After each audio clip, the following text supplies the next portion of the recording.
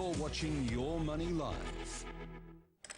Melbourne Cup celebrations today. 10 to 5 a starting gun on the workplace party season as we now race towards Christmas. This week we discuss if the cancellation of Maya's Christmas party, which is steeped in rich tradition, is signalling the death of the work Christmas party more broadly. Joining us is workplace lawyer and managing principal of People and Culture Strategies, Joydeep Hor. Joydeep, thanks for joining us. What do you think? Are we going to kind of see a slow death of the office Christmas party, and should we?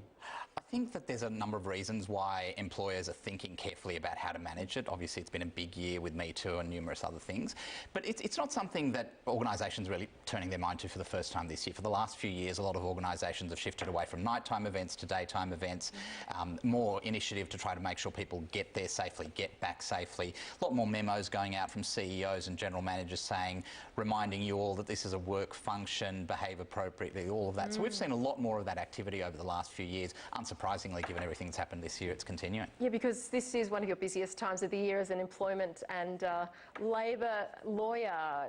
Was there a turning point when you could remember back and things started to shift? What was it? Oh, I think probably the late 80s was a time when we started to see for the first time a lot of unfair dismissal type cases arising from employers who terminated people's employment as a result of things that happened at either Christmas parties or sales conferences and things like that. And that was also the time where I think employers were really starting to integrate the whole, let's make the workplace fun through these big events, a lot of alcohol, all of those kinds of things. So what's the liability like for a company here? I mean, you talked a bit about making sure people get there safely and get home safely. I mean, where does it sort of start and end here for the employer? It's a really big question, because what we see now is that most of the issues that happen don't actually happen on the dance floor of the Christmas party, if I could put it that way, and tend to happen more when a group of people kick on after the particular event. So, and that's not something that an employer can often control, even though they seek to, by saying, well, look, we're going to declare an end to the party at this particular point in time. But of course, what happens in these situations is that what happens outside of that formal party still impacts working relationships.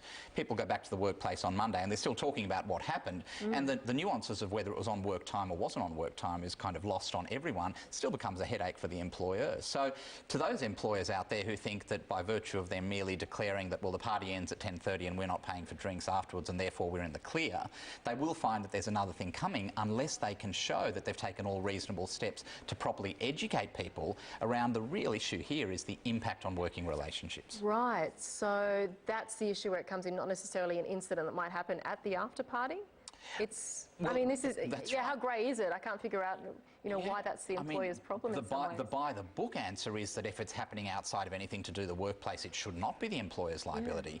But we all know that it's very artificial to think that people will be able to shut off what's happened in their private time or at one of those kick-on events and not talk about it when they come back to the workplace. So how do companies actually then cover themselves and make sure that, you know, they are protecting themselves and they're not liable in these situations? Well, I think the first thing is they've got to ensure education. So proper education of their staff, contractors, anyone who's in the workplace around what are appropriate behavioural expectations. Employers should also make sure that if they're going to be providing alcohol, that they are absolutely complying with their responsible provision of alcohol type requirements. They should be auditing venues. They've got to be taking steps to ensure that the events are inclusive properly as well. What do you mean by that? So often events are held at times that don't necessarily suit a number of people within their workplace, either because they're working part-time or because of particular religious beliefs or whatever else. It's a real watch-out for employers that they just assume that Friday night's the time that everyone wants to have their Christmas party. But that in itself tends to discriminate against certain groups as well. So it's about sharing that fun, but it's also about ensuring that there is that appropriate safe journey to, journey from, all of those kinds of things, and that clearly defined endpoint, even though it's not going to stop everything, but it's a positive message from the employer that says, well, beyond that point, we expect that you're going to be responsible for your behaviour. Just that little bit more, because we're not there to supervise. There's a lot there, really, for employers to make sure that they get right, and there's a lot of risks here too. So do you kind of understand this temptation from Maya just to sort of throw it in the too hard basket and move it to January? I mean, do you think we're going to see more of that? I think that the line that's been put or espoused that because we want our staff to be more focused on customer service, etc., is an interesting one.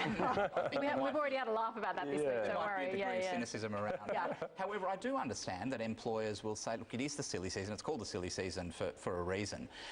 There is something about the build-up, I think, from a morale point of view in a lot of organisations, that it's often the only big event, and so there's a lot of planning, a lot of what are people going to wear, all of those kinds of things. It's unsurprising, therefore, that things do happen in these kinds of situations. Will employers stop it? I think the other factor here is that a lot of employers are saying, am I really getting the bang for my buck in terms of investing in things? Staff turnover is a lot higher in organisations these days. Is it really worth spending that kind of money?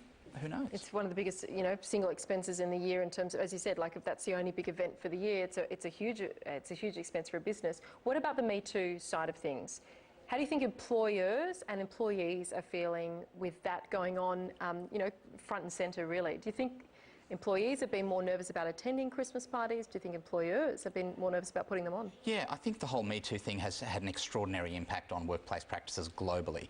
This would be one small part of it. I was at a conference overseas a couple of months ago where a professional services person in the US said that in their organisation they've pretty much banned circumstances where senior male partners will work with any kind of on any kind of matters or files with females on a one-on-one basis.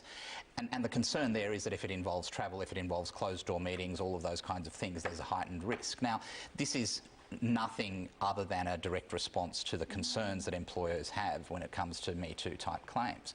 So I don't think employers can protect themselves and guard themselves from those kinds of things happening. They can just focus on education as best they can. From an employee point of view, I think there is certainly a greater awareness around it. My view, though, and perhaps I've been practicing this too long and developed far too healthy a level of cynicism, but it could be that if people are going to do what they're going to do, they're probably going to do it anyway, certainly when they're under the influence of significant amount of alcohol. Press and Harvey Weinstein type stories aren't necessarily at the forefront of your mind. It's a bit of a shame, in fact, that it's changed some of those aspects, really. I mean, you're talking about the senior executives with younger females in the... It's a shame that that's kind of come out of it, isn't it? Yeah, and I think it's something that at a societal level and certainly at a workplace level that we need to make sure that there's an appropriate balance being struck with all these things. Joydeep Hor, always fascinating, Principal of People and Culture Strategies. Thank you for joining us on Your Money Live. And coming up, how to tell if you're paying